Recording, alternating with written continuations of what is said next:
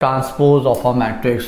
तो अब इसको समझते हैं। देखिए ट्रांसपोज ऑफ अ मैट्रिक्स जो ऑपरेशन है वो क्या है? For a given matrix A the new matrix obtained by interchanging columns with rows and rows with columns is called transpose matrix of A. मतलब किसी भी दी हुई मैट्रिक्स में, मतलब जैसे हमने कहा आपके मैट्रिक्स ए है, मान लीजिए if I write this as X Y Z and P Q R, so what's the order of this matrix? Order is 2 cross 3। ठीक है, अब अगर हमें इस मैट्रिक्स का ट्रांसपोज लिखना है, तो इस मैट्रिक्स का अगर ट्रांसपोज लिखना है तो डेफिनेशन क्या कहती है बच्चों? डेफिनेशन ये कहती है कि you have to interchange rows with columns and columns with rows. मतलब ये हुआ जो पहला यहां पे रो है उसे आप पहला कॉलम बना देंगे तो ये एक्स वाई जेड हो जाएगा। जो दूसरा रो है उसे आप दूसरा कॉलम बना देंगे, ये पी क्यू आर हो जाएगा। और ये जो मैट्रिक्स आई ये इसका ट्रांसपोज कहलाएगी। And transpose of a matrix A is denoted by either a superscript T और ए ट्रांसपोज ए डैश। तो इसको फिर हम यहाँ पे ए डैश कह सकते हैं। तो इसका जो नोटेशन है बच्चों वो ये है।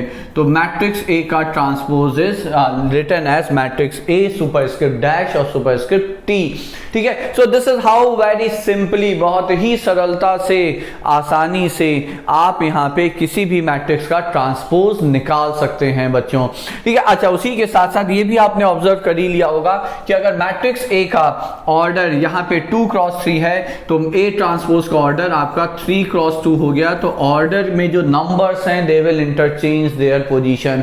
तो m क्रॉस n मैट्रिक्स का जो ऑर्डर है वो n क्रॉस m में ट्रांसफॉर्म हो जाएगा। ठीक है, तो m क्रॉस n का जो ऑर्डर है वो आपका n क्रॉस m में ट्रांसफॉर्म हो जाएगा। अच्छा उसी के साथ साथ अगर हम वापस से आपसे कहें कि भैया जरा a ट्रांसपोज जो आया उसको वापस से जरा ट्रांसपोज कर दीजिए, ठीक है, तो फिर आप क्या कहेंगे? तो देखिए क्या होगा। तो फिर आप वापस से जो पहला रो है उसे पहला कॉलम बना देंगे तो वो हो जाएगा एक्स वाई जेड।